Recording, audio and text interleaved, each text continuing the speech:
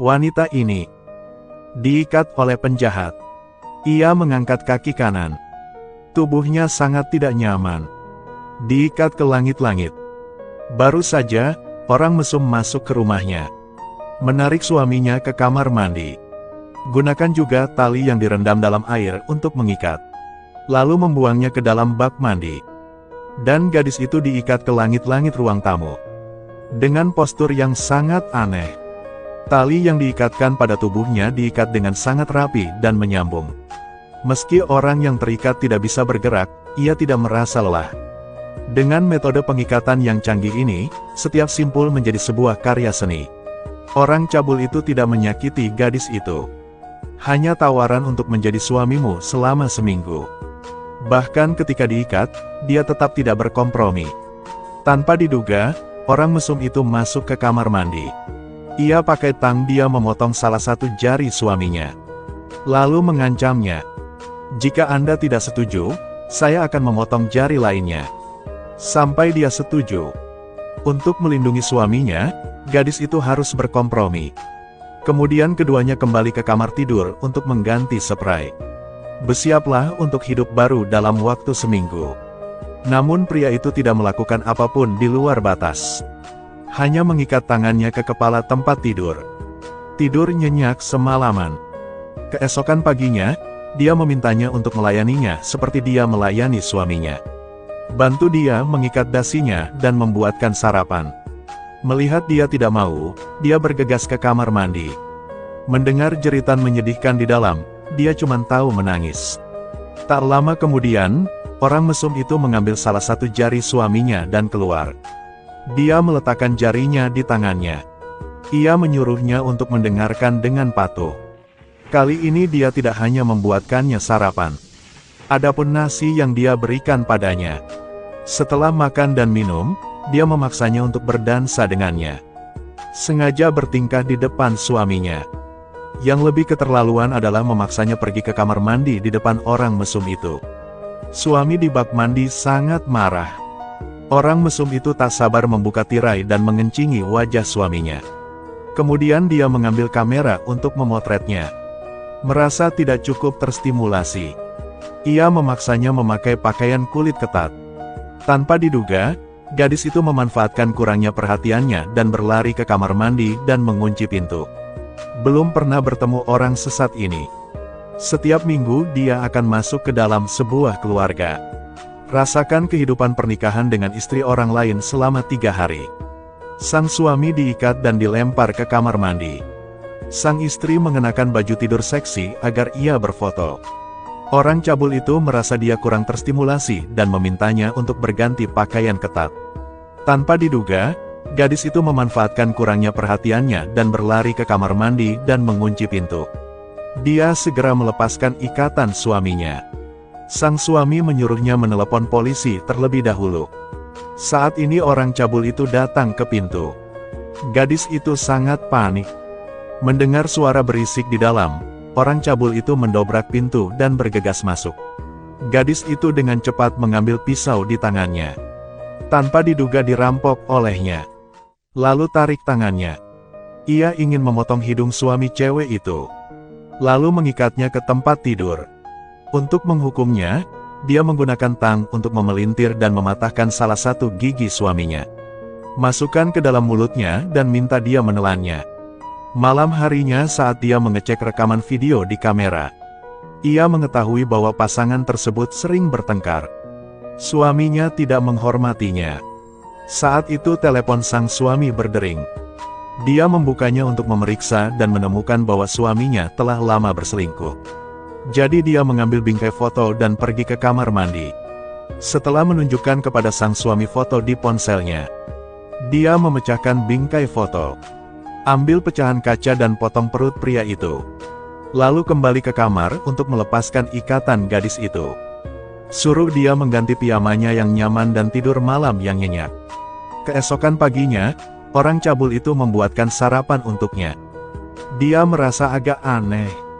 Namun saat ini dia masih ingin pergi menyelamatkan suaminya terlebih dahulu.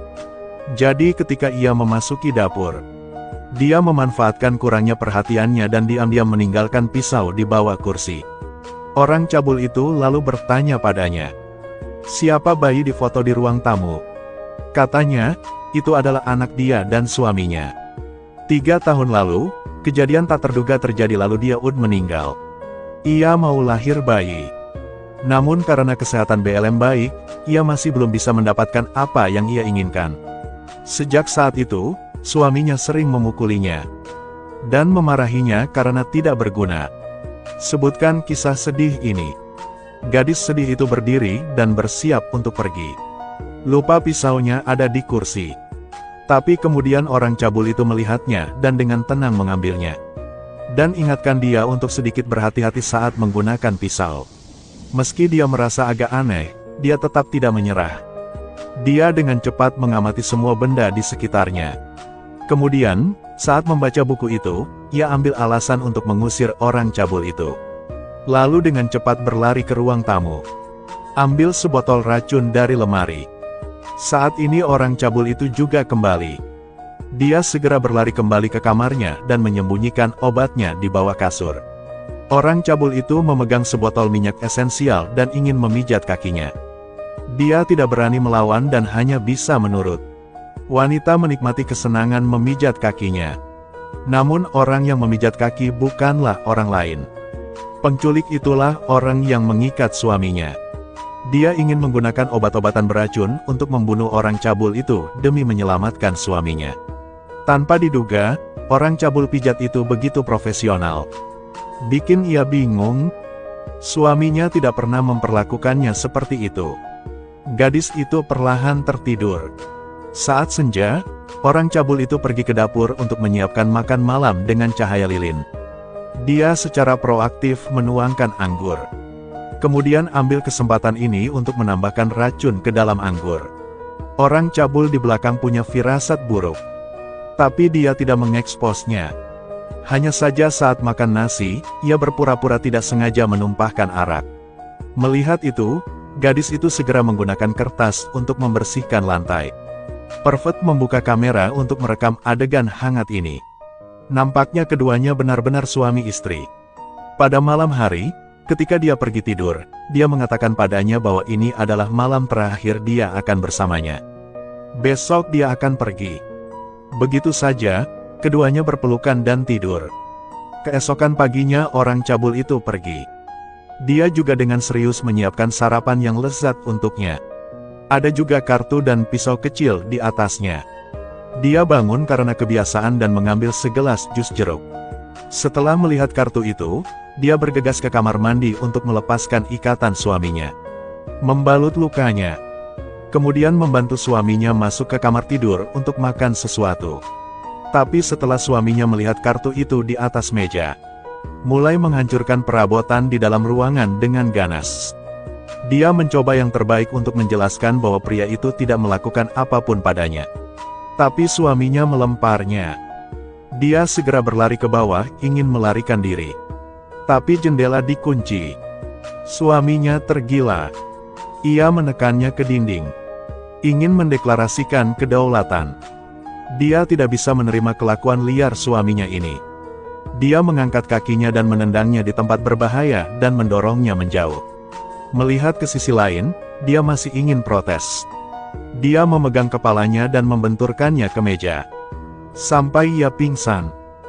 Dia duduk di sofa dengan ngeri.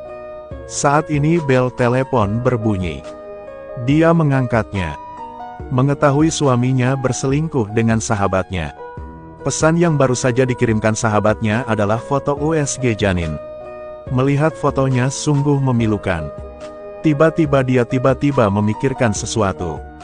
Jadi dia pergi ke sofa dan mengangkat baju suaminya. 2 kata bajingan terukir di atas. Beberapa menit kemudian, sahabatnya datang ke rumah. Melihat suaminya yang terluka, sahabatnya segera memanggil ambulans. Gadis itu segera mengambil jaketnya. Hendak keluar. Tak disangka, sang suami terbangun dan meninju perut sahabatnya tersebut. Ingin mencekiknya sampai mati.